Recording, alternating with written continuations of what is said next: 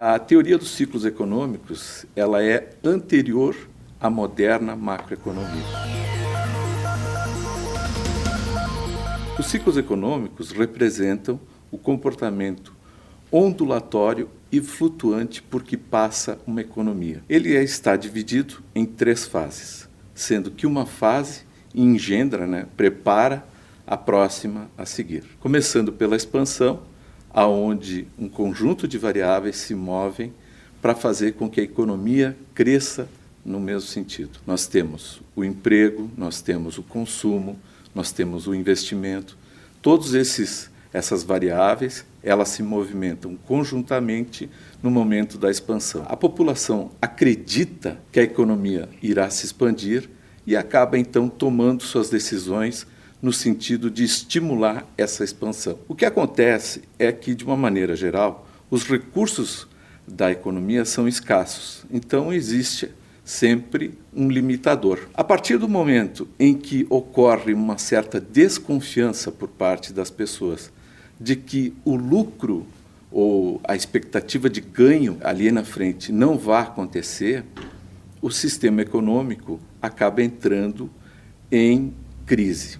A crise em si, é a fase seguinte à expansão, ela é de curta duração. A partir da crise, da ruptura desse estado de expectativas, das pessoas acreditarem que realmente irão ter um ganho ali na frente ou vão ter lucro, então entramos na fase recessiva. Na recessão, o desemprego aumenta, o consumo diminui, o nível de investimento cai. Então, quer dizer, nós temos todo um conjunto de variáveis que começam a funcionar.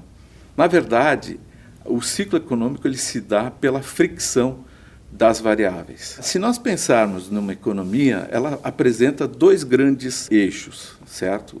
O preço do capital e das coisas e o preço do trabalho é outro eixo. Durante a fase expansiva, como a atividade econômica cresce muito rápido, existe a necessidade de contratação de trabalhadores cada vez mais.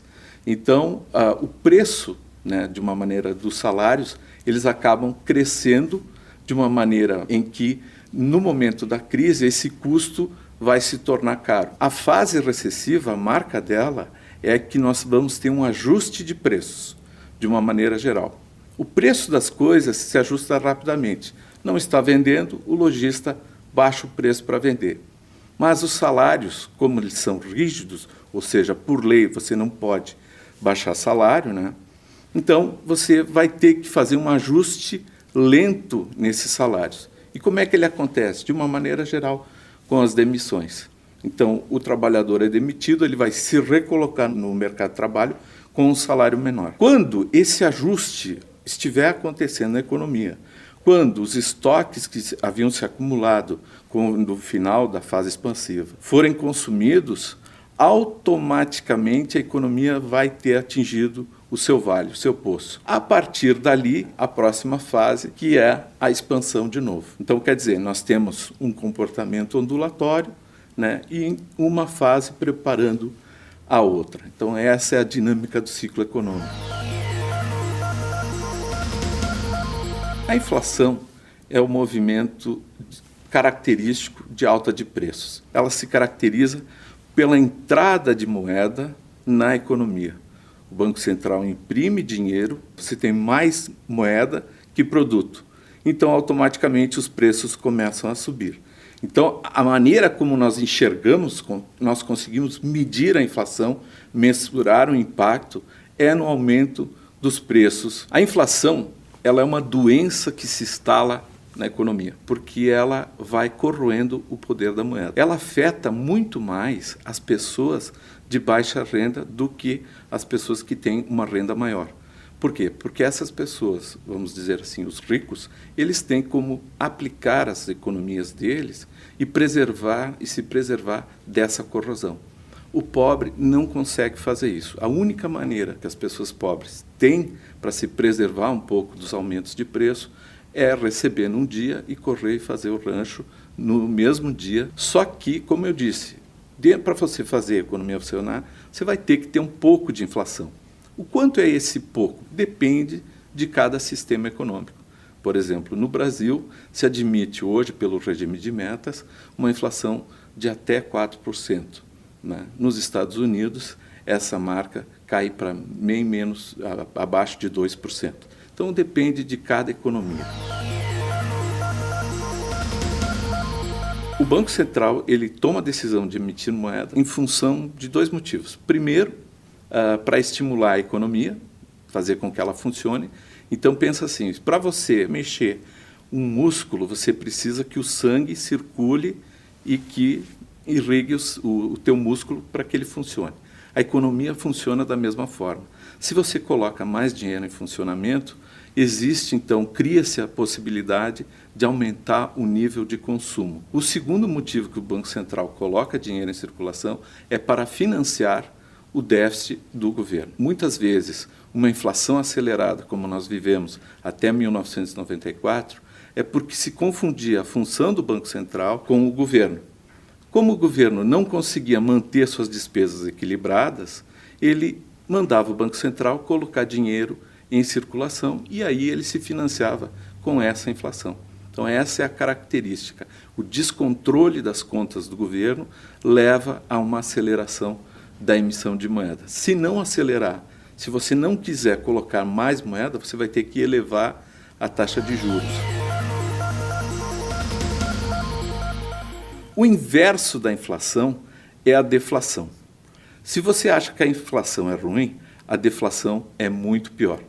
A deflação se caracteriza pela queda dos preços de uma maneira geral. Mas você só tem deflação declarada quando você tem uma brutal recessão. No ano passado, no início da pandemia, no mês de abril, nós tivemos deflação. E aí acenderam todas as luzes do painel, né, de controle. Por quê? Porque se a gente continuasse com uma desaceleração como nós estávamos tendo do produto interno bruto, de quase 10%, acrescido a essa deflação, era o sinal claro de que o consumo havia caído a um nível mínimo. E aí, quando isso acontece, a economia entra em colapso, porque não existe moeda, mesmo que exista, não existe condições das pessoas acessarem a moeda e consumirem. É o segundo pior tipo de crise que uma economia pode sofrer. O primeiro, né, característico é quando você tem uma crise cambial e as pessoas correm todas na direção de comprar moeda estrangeira. Então, significa que nós perdemos a confiança na nossa moeda. Uma crise cambial é a pior de todas as crises que um ciclo econômico pode enfrentar. Se isso acontecer, você tem que começar tudo do zero, emitir uma nova moeda com paridade na moeda estrangeira e reiniciar o processo e tentar reconquistar a confiança das pessoas para a tua nova moeda. O Brasil ele ainda tem um problema característico, que é o peso dos impostos sobre a produção. Infelizmente, nós cobramos imposto sobre a cesta básica, sobre os alimentos. Isso é um crime, né? Na Inglaterra, desde a Revolução Vitoriana, os itens da cesta básica eles mudam, mas não tem mais imposto, né? E nós continuamos cobrando imposto. Então você pensa assim, ó, uma lata de massa de tomate. O valor do imposto da lata de massa de tomate é o mesmo para o trabalhador que ganha 1.100 e o mesmo para o dono da empresa que tem um salário, sei lá, de 30 mil reais. Só que o peso desse imposto dividido sobre os 1.100 vai te dar um fator. O peso desse imposto dividido pelos 30 mil vai dar um fator bem menor. Então, isso se chama regressividade fiscal.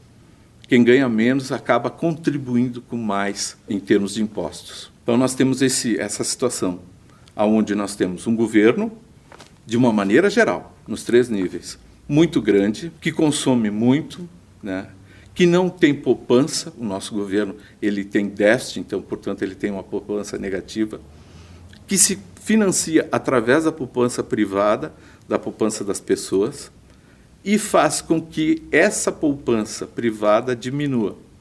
E ela diminuindo, diminui o nível de investimento, porque a poupança tem que ser igual ao investimento. Então, diminui o nível de investimento, nós não temos oxigênio para crescer. A gente só consegue ter oxigênio quando nós temos entrada de capital externo direto no Brasil.